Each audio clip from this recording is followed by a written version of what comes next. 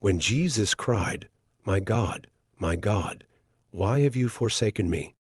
from the cross, as recorded in Matthew 27 verse 46 and Mark 15 verse 34. It is generally understood to have deep theological and emotional significance. 1. Fulfillment of Scripture. Jesus' cry is a direct quotation from Psalm 22, which begins with a similar lament.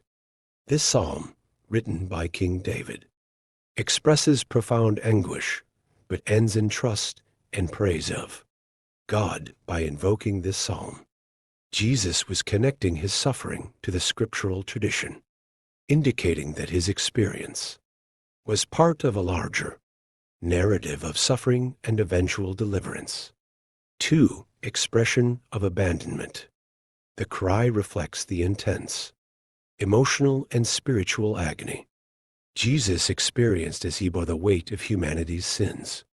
It can be seen as an expression of feeling abandoned or forsaken in that moment of extreme suffering and separation.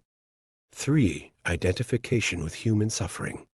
Jesus' utterance also serves to show his complete identification with human suffering and the depth of his sacrificial act.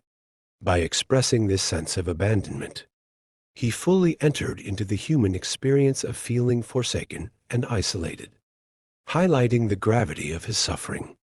4. Theological reflection.